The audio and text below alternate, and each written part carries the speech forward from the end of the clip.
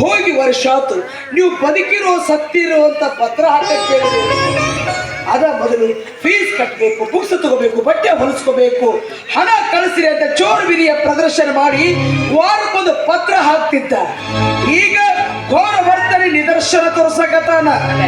ಅಲ್ಲಿ ಅವರ ಪರಿಸ್ಥಿತಿ ಏನಿದೆಯೋ ಏನು.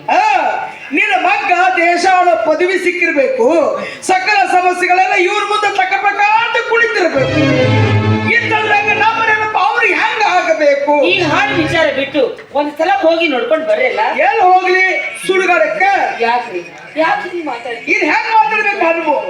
ಅವತ್ತಿನ ಮಗ್ಗ ಹೋಗ್ಬೇಕಾದ್ರೆ ನೀನು ಪತ್ರ ಕೊಟ್ಟು ಹೋಗಪ್ಪ ಅಂದ್ರ ಇಲ್ಲ, ನಾ ಈಗ ಗೆಳೆಯನ್ ಕೋಲ್ಯಾಗದೀನಿ, ನೌಕರಿ ಸಿಕ್ಕ ಮ್ಯಾಗ ಸ್ವಂತ ಮನಿ ಮಾಡಿ ನಿಮ್ಮನ್ನೆಲ್ಲ ಮೆರವಣಿಗೆ ಮಾಡಿಸಿ ಕರ್ಕೊಂಡು ಹೋಗ್ತೀನಿ ಅಂತ.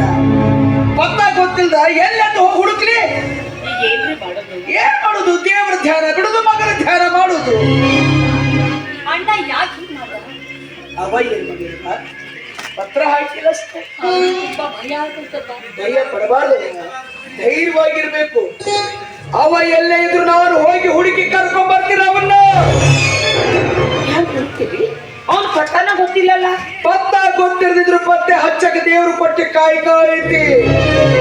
ಕೈಯಲ್ಲಿ ಶಂಕ ಜಾಸ್ತಿ ಹಿಡ್ಕೊಂಡು ದಿನಕ್ಕ 100 ಮನೆ ತಿರುಗುತ್ತೀನಿ, ರಾತ್ರಿ ಗುಡಿ ಗುಂಡಾರ್ದಾಗ ಮಲಗುತ್ತೀನಿ. ಹಿಂಗ ಅವ ಇರೋ ಊರಾಗ ಎಲ್ಲಾ ಮನೆ ಚಾಲಾಡ್ತೀನಿ.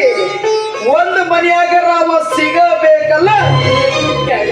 ನೀವು ರವಿ ಹುಡುಕಕ್ ಹೋಗುದು ನಿನಗೆ ಬ್ಯಾಡ ಆಗಿದ್ರು ನನಗ ಅವಶ್ಯವಾಗಿ ಬೇಕೇ ಬೇಕು. ಯಾಕೆ ಕೊಟ್ಟೇನೆ? ತ್ಯಾಗದ ರೂಪದಲ್ಲಿ ನಾವು ಅವರು ಕೊಟ್ಟಿರೋ ಸಾಲನ ಬಡ್ಡಿ ಸಮೇತ ವಸೂಲು ಮಾಡಕ. ಸಿಹಿ ಫಲ ಕೊಡು ಬರದಾಗ ಕಹಿ ಕಕ್ಕು ಕಾಯಿ ಹುಟ್ಟಿರೋ ಸತ್ಯ ಹೇಳಕತ್ತೀರಿ. ಹೆತ್ತವರ ಕಡೆಗಣಿಸೋ ರವಿ ಅಂತ ಮಗ ಗೆದ್ರೇನು ಸತ್ರೇನು? ನಾವೇನೆ ಅವರ ಋಣ ತಿಂದಿರೋದು. ನಮ್ಮ ಮಗ ನಮ್ಮ ಕರಡಿನ ಕುಡಿ ಇಂದಿನ ನಾಳೆ ನಮ್ಮನ್ನು ರಕ್ಷಣೆ ಮಾಡಬಹುದು ಅಂತ ನಮ್ಮ ಯೋಗ್ಯತೆ ಎಲ್ಲೇ ಮೀರಿ ಅವನ ಓದಿಸಿದ್ವಿ. ಆದ್ರೆ ಹನುಮು ಇವ ನಮ್ಮ ರಕ್ಷಣೆ ಮಾಡೋನಲ್ವೇ, ಹೆತ್ತವರ ಕರಳನ್ನ ಬಗೆದು ಭಕ್ಷಣೆ ಮಾಡೋನು ನಾವೇ.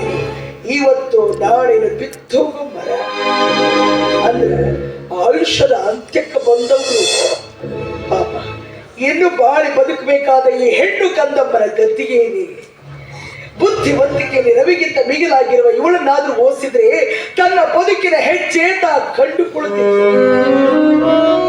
ಅಣ್ಣ ಒಂದು ದೊಡ್ಡ ಸಾಹೇಬಾಗ್ಲಿ ಅಂತ ತನ್ನ ಒಂದು ಅರ್ಥಕ್ಕೆ ನಿಲ್ಲಿಸಿ ಕಂಡವರ ಮನೆ ಕಸ ಮುಸುರಿ ಮಾಡಕ್ ನಿಂತು. ಇದನ್ನ ಅರ್ಥ ಮಾಡಿಕೊಳ್ಳಲಾದ ಸ್ವಜನ ದ್ರೋಹಿ ನನ್ನ ಮಗಳನ್ನ ಕಾಪಾಡ್ತಾನೆ ಅಂತ ಯಾವ ಭರವಸೆ ನಮಗೆ? ಅಲ್ಲಿ ಅವರ ಪರಿಸ್ಥಿತಿ ಅರ್ಥ ಮಾಡಿಕೊಳ್ಳಾದ ಇಲ್ಲಿ ನಾವು ಎಷ್ಟು ವ್ಯಥೆ ಪಟ್ರ ಏನ್ರಿ ಪ್ರಯೋಜನ ಇದೆ? ಈ ತಾಯಿ ವಾತ್ಸಲ್ಯವೇ ಇಷ್ಟಕ್ಕೆಲ್ಲ ಸಂತಾಪಕ್ಕೆ ಕಾರಣವಾಗಿರೋದು.